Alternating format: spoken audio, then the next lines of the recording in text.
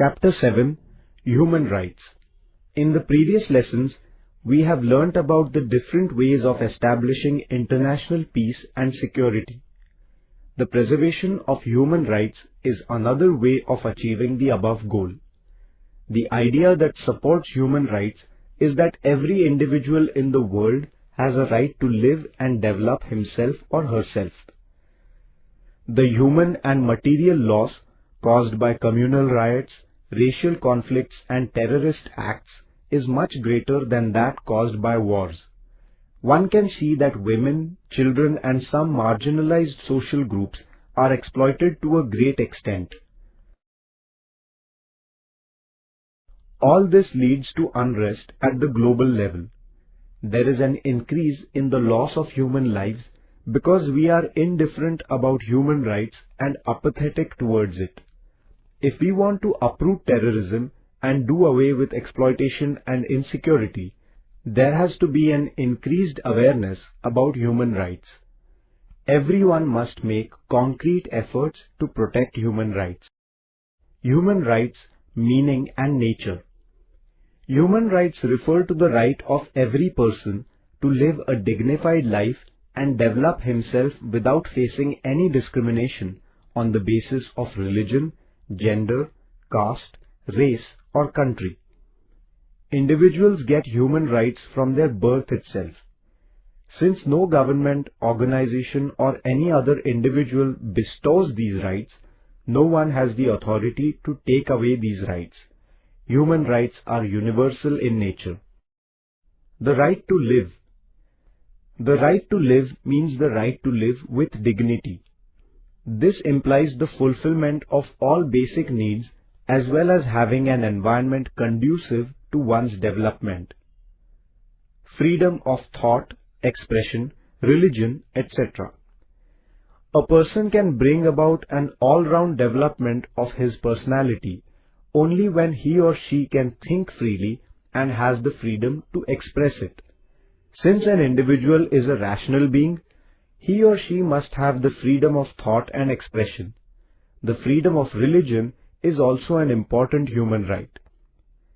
The right to acquire nationality. The right to acquire nationality is the right of an individual to get the status of a citizen in his or her country.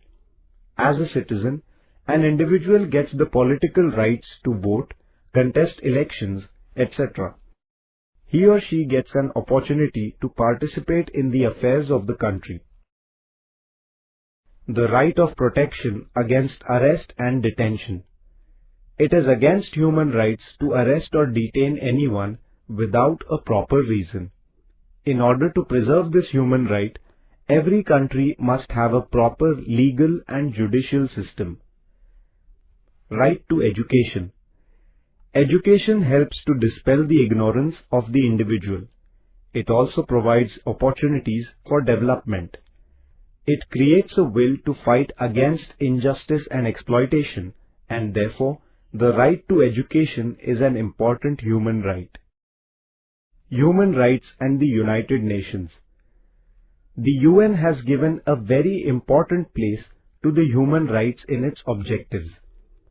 The dissemination and publicity of human rights is one of its important objectives. On 10th December 1948, the United Nations proclaimed the Universal Declaration of Human Rights and laid the foundation for these rights. This declaration has a total of 30 articles. Some of the important articles are given below. All member countries of the UN are expected to give these rights to their people. 1. Everyone is entitled to all the human rights without any distinction on the basis of gender, religion, race, etc. 2. Everyone has the right to freedom of movement. 3. If a person feels insecure in his country, then he has the right to seek asylum anywhere in the world. 4. Everyone has the freedom from arbitrary arrest. 5. Everyone has the right to own property. 6. Everyone has the freedom of thought and religion. 7. Everyone has the right to freedom of association. 8. Everyone has the right to vote. 9. All men and women have the right to work and leisure. 10.